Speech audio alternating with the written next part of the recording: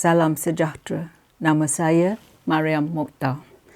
Selama beberapa dekad, PAS, UMNO Baru dan baru-baru ini bersatu mendakwa mereka adalah satu-satunya parti yang boleh mempertahankan hak Melayu dan melindungi agama Islam. Retorik ini turut disokong oleh umat Islam yang mendakwa menjunjung nilai Islam dan juga yang mengetuai pertubuhan Islam. Orang seperti Ustaz Abdullah Zaid Abdul Rahman dari Terengganu, bekas Presiden Ikatan Muslimin Malaysia ataupun ISMA. Dialah yang dulu melabelkan masyarakat Cina sebagai penceroboh.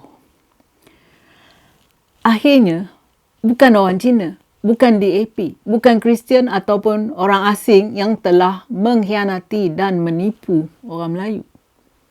Tetapi orang Melayu sendiri, atau lebih tepatnya orang Islam sendiri yang mengkhianati bangsa mereka sendiri. Adakah susah untuk mengeksploitasi kemurahan hati kita dan menipu rakyat Malaysia? Jawapannya adalah mudah sekali dilakukan di Malaysia.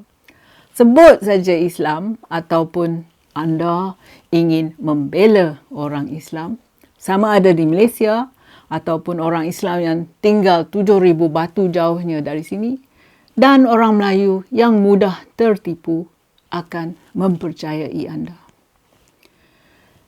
Pada 15 hari bulan Februari ini, pengerusi Aman Palestin iaitu Abdullah Zaid Abdul Rahman dan Ketua Pegawai Eksekutifnya Awang Sufian Awang Piut didakwa dengan 164 pertuduhan menipu, pecah amanah jenayah dan pengubahan wang haram berjumlah lebih 39 juta ringgit dana syarikat.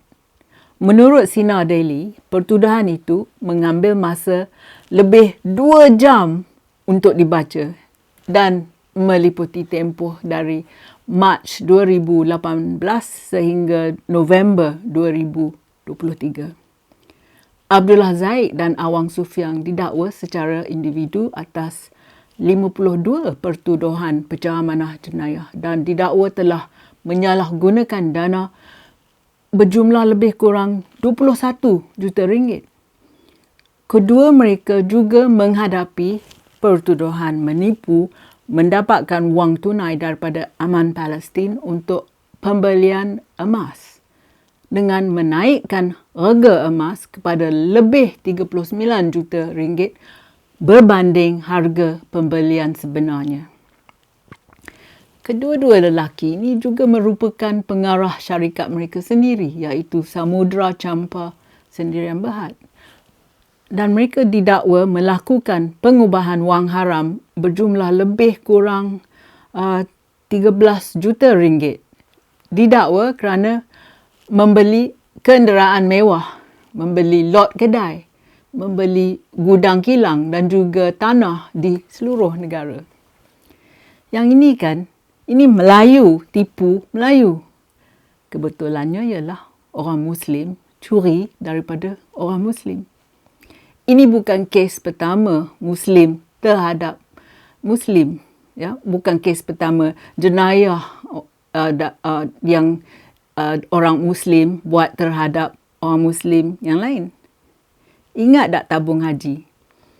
Apabila kita membaca tentang keluarga Islam yang dilanda kemiskinan dalam surat khabar ni, kita bertanya-tanya, ya, apa yang telah terjadi dengan duit zakat yang boleh membantu mereka.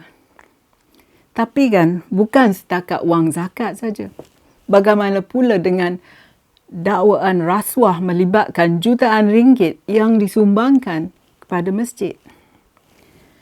Abdullah Zaid dan Awang Sufian bukanlah satu-satunya orang Melayu yang menggunakan Islam dan perjuangan Palestin untuk membenarkan mereka perbuatan salah mereka ini.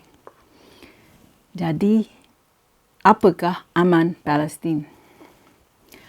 Aman Palestin ialah sebuah NGO yang ditubuhkan pada tahun 2004 dan mendakwa menyediakan bantuan yang penting seperti bantuan perubatan dan sokongan pendidikan kepada rakyat Palestin yang terjejas akibat konflik dan kesusahan di Palestin. Aman Palestin menerima sokongan daripada rakyat Malaysia dan persatuan yang bersimpati kepada perjuangan orang Palestin. Tetapi kan anda harus tanya beberapa soalan yang teliti. Abdullah Zahid dan Awang Sufian mendakwa membantu rakyat Palestin dan ingin dianggap sebagai wira kerana membantu rakyat yang dilanda peperangan di Semenanjung Gaza. Tetapi Abdullah Zahid gagal mewajarkan alasannya tidak menggunakan kedutaan Palestin untuk mengagihkan derma. Jadi, bagaimana pejabat Gaza menerima dana dari Malaysia? Mereka meminta anda menderma wang perjuangan Palestin. Anda memberi dengan murah hati, tetapi anda tidak sedar yang kedua-dua mereka ni didakwa mempunyai rancangan lain dengan wang anda.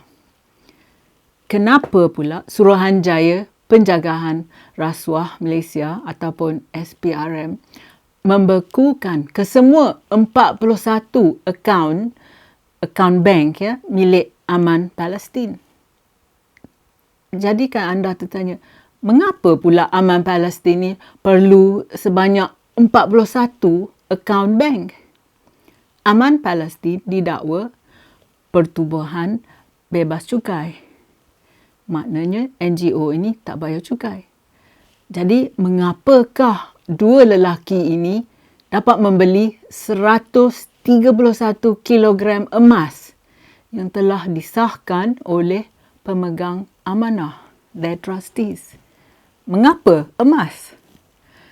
Sekiranya pemegang amanah telah menjalankan tugas dan tanggungjawab mereka di bawah Akta Pemegang Amanah, tidak ada cara di mana dana awam boleh dialihkan. Jadi, siapakah pemegang amanah Aman Palestin dan berapa ramai mereka? Apakah yang dilakukan oleh lembaga pemegang amanah selama ini? What have these trustees been doing all this while? Adakah lebih senang untuk mereka menutup mata daripada bertanya soalan? Atau adakah mereka diupah untuk tidak bersoalan? Siapa yang menjalankan audit untuk NGO ini? Terutama apabila begitu banyak wang awam yang terlibat, audit adalah penting. Bolehkah kita mempercayai pemegang amanah ini? Can we trust the trustees? Mereka kurang tanggungjawab, sama juga seperti CEO dan pengerusi NGO ini. Bagaimanakah gaya hidup dan akaun bank mereka? Siasatan mestilah teliti dan forensik dan memastikan orang ramai dimaklumkan. Adakah pemegang amanah ni bergaji buta? Kenapa pula terpaksa operasi daripada SPRM untuk membongkar kebenaran dalam kegiatan NGO ini? Begitu banyak soalan tetapi kurang jawapannya. Wang orang awam Islam yang beramanah telah membiayai CEO, pengerusi dan juga kegiatan haram mereka. Tidak kira betapa kecil ataupun sedikit sumbangan anda, sudah tiba masanya kami ni mula mempersoalkan ke mana pergi sumbangan kita. Tidak kira anda berada di bandaraya, di bandar ataupun dalam kampung, cuba jangan mudah terpedaya dengan orang yang tidak bertanggungjawab ini yang mendakwa mereka menjunjung hak dan nilai Melayu serta melindungi agama Islam. Masalah kita ni pula ialah pencucian otak, the brainwashing yang berpuluh tahun atau indoktrinasi Islam yang menyebabkan kita malas berfikir atau bertanya. Ingat bahawa ancaman terhadap agama Islam datangnya dari dalam masyarakat Islam sendiri, dan bukan dari luar.